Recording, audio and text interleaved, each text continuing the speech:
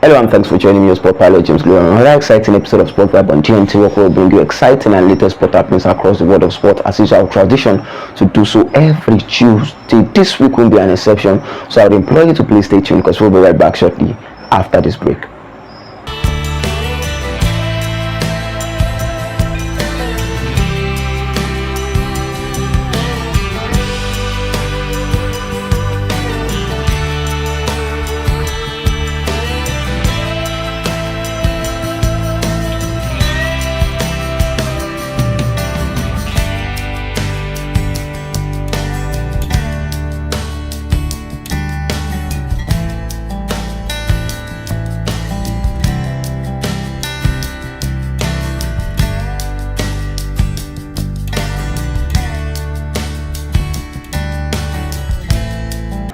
Welcome back. It's a beautiful Tuesday for sports lovers across the globe. I'm here again to take you on a ride, and we'll be starting from the world of Formula One, where we saw Max Verstappen finishing second at the Austria Grand Prix, the highest win he has been able to secure after 8 races in the world of Formula One. He was able to split between George Russell and Kim Antonelli, the two Mercedes drivers at the Austrian Grand Prix, where we saw Russell being able to clinch on to the first position and taking him to the second position in the driver's standing as things stands in the world of Formula One. Max Verstappen is far from the top 3 in the driver's standing, but he could build on the momentum of finishing second at the Austrian Grand Prix. And Kim Antonelli, of course, the young man who is building up momentum for himself, continues to hold on to his spot at the top of the driver standing. The Mercedes, of course, are topping the chart of the Constructors' Championship. We have seen so many disputes between Max Verstappen and the Red Bull, but this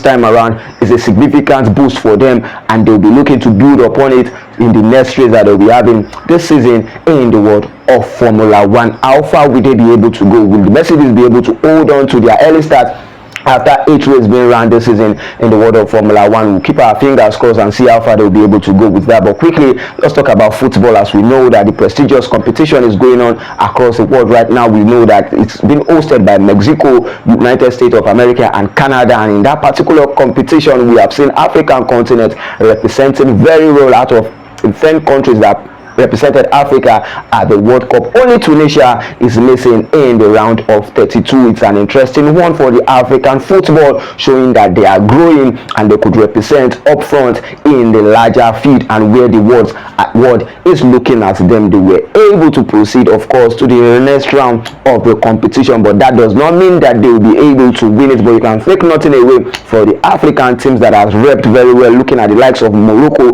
being able to share points with Brazil at the group stage, 7 points for the both of them, and they were able to make it to the next round of the competition. Cape Verde didn't do so much to secure 3 maximum draws to proceed to the knockout phase of the competitions. Was a sad one for Tunisia, who couldn't get a single point at the World Cup, but an interesting one for the African continent when you look at it. Large percent, that is 9 out of 10, proceeding to the knockout phase of the competition. Ghana was able to hold a draw against England Football Club, an interesting one also. Will they be able to proceed to the next round of the competition? And of course, Cape Verde will be facing Argentina in the next round of 32, and of course we know that Argentina are the favorite in this kind of game, and knowing that they are the defending champion, and they have the likes of Lionel Messi, they have the likes of Martinez, they have the likes of their keeper, who we know is also good in competitions like this. Lionel Messi, of course, has been phenomenal this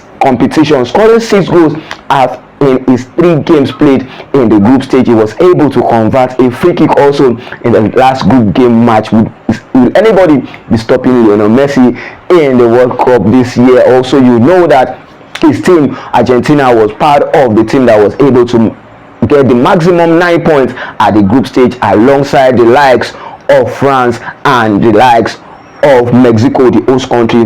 We are the only country that has been able to get the maximum 9 points going into the knockout phase, and we see teams scoring over 10 goals in that competition. We have seen France scoring 10 goals, we've seen Germany scoring 10 goals, and the Netherlands also scoring 10 goals in the competition. Will they be able to build on this momentum to the very end of the competition? As you know that the World Cup is going to be played in the round of 32, round of 16, quarterfinals, semi-finals, and in the finals. And if you look at it very well, it's going to be an exciting ride for all countries, sitting tight as the game will just be won and you are back home, or you are proceeding to the next round of the competition. We'll talk more on this shortly when we're back from the break.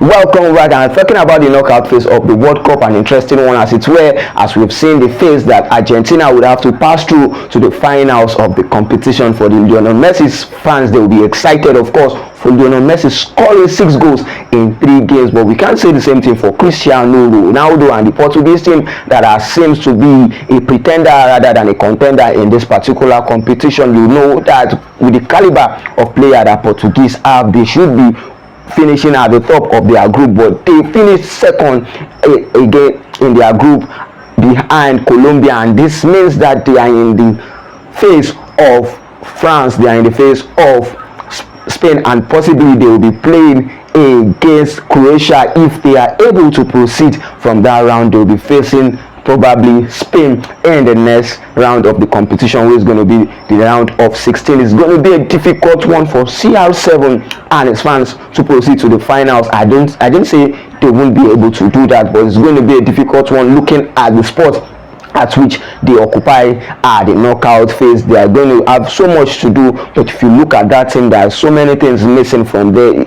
Are we to blame Cristiano Ronaldo, or we are going to blame their coach, which happens to be Roberto Martinez? They have the beautiful players. When you look at their defense, their midfield, up to their attacking threat, you know that they can pull up things, but they have seemed not to be getting things right after sharing draws with Colombia at the final stage of the group stage matches. It's a sad one for them going into the next round of the competition, but France national team has of course shown that they are threat in this competition. You know, I said before the break that they have been able to score 10 goals. They are part of the highest scoring nation in the World Cup right now, and the likes of Kylian Mbappe and Ousmane Dembele finding the back of the net 4 times each means that they have been able to share 8 goals between themselves in the group stage. And we know that the France national team have so many attack threats, where we've seen Michael Olise also been able to provide 3 assists in the competition already. Going into the next round of the competition, they are a team to stop in the next round of the competition. We look at England also in the knockout phase of the World Cup round group of 32.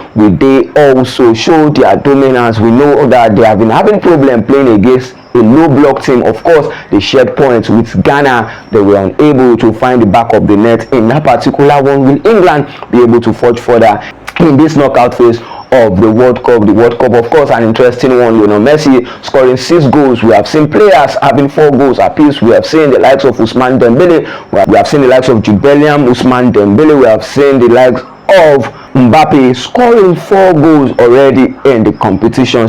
And yet CR7 has just gotten a brace in the competition. And you definitely can't write off Cristiano Ronaldo achievement in the world of football, as he becomes the first player to score in 7 consecutive World Cup, and also his rival Lionel Messi becomes the first player to score in 7 consecutive World Cup matches. These are players that are keeping up with their rivalry till the latter end of their career. Is an interesting one for us to witness in the world of football. Will there be anyone close to the likes of CR7 and Lionel Messi in the World Cup or in the years to come? The only people that are likened to them right now is Kylian Mbappe and Erling Haaland, who also has scored 4 goals in the World Cup. It's going to be interesting to see if Lionel Messi will be winning the Golden Boot in the World Cup this season, and let's see how far Argentina, of course, will be going this season. Will they successfully defend their trophy? And this is the length at which we'll be going on this week episode of Sport Vibe on DNTWOK. For more news and sports stories,